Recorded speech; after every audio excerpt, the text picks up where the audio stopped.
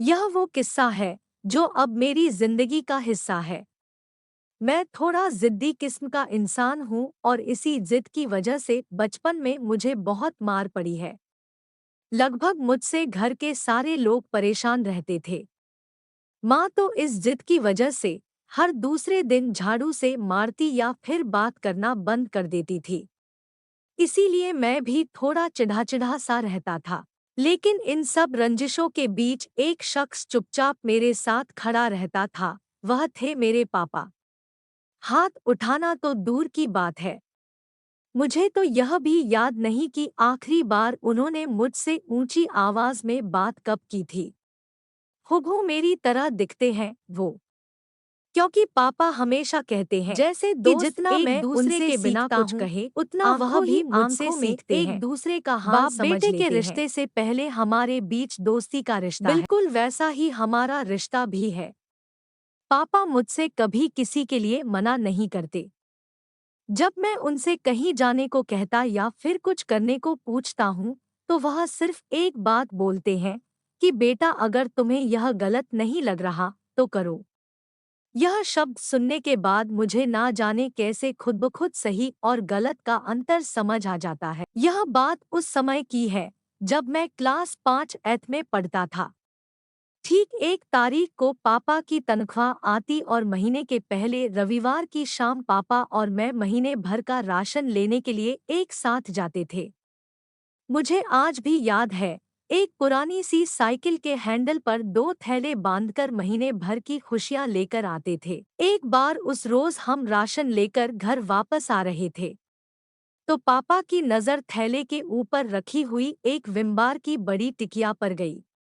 पापा ने मुझे रुकने के लिए कहा और हिसाब वाला खाता मांगा। उन्होंने कुछ देर हिसाब वाले खाते में जांच पड़ताल की और बोले, यार इसने तो छोटी टिकिया के दाम जोड़कर बड़ी टिकिया दे दी। चलो कोई बात नहीं, तुम यहाँ कुछ देर इंतजार करो, मैं इसे अभी बदलवा कर वापस आता। इतने पर मैं फट से बोल पड़ा, पापा यह क्या कर रहे हो? अब रहने भी दो, आप कहाँ इतनी दूर फिर से वापस जाओगे? तो पापा एक पल को रुके, जरा सा मुस्कुराए और उस टिकिया को हाथ में लेकर बोले, बेटा यह मुझे गलत लग रहा है, तो मैं ये नहीं करूँगा। पापा वापस दुकानदार के पास चले गए। मैं कुछ देर वहां उनका इंतजार करता रहा। कुछ 5 से 10 मिनट बाद वह बड़ी टिकिया को बदलवाकर एक छोटी सी टिकिया लेकर वापस आए और हम घर की ओर चलने लगे। रास्ते में पापा ने एक हाथ से साइकिल को संभाला और दूसरा हाथ मेरे कंधे पर रखते हुए बोले, बेटा ईमानदारी किसी और से नहीं की जाती, ईमानदारी खुद से होती है। ईमानदारी हर उस चीज में होनी चाहिए जिसे तुम दिल से करते हो। तब जाकर यह समझ में आया कि ईमानदारी सिर्फ पैसों की मोहताज नहीं होती।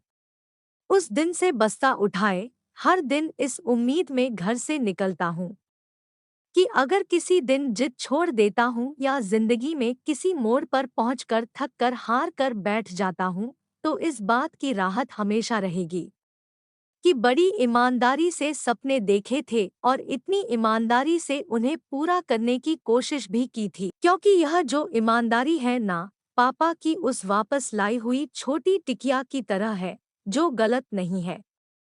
सपनों के लिए जोश, जज्बा, जुनून, हौसला, हिम्मत, यह सब बहुत जरूरी है।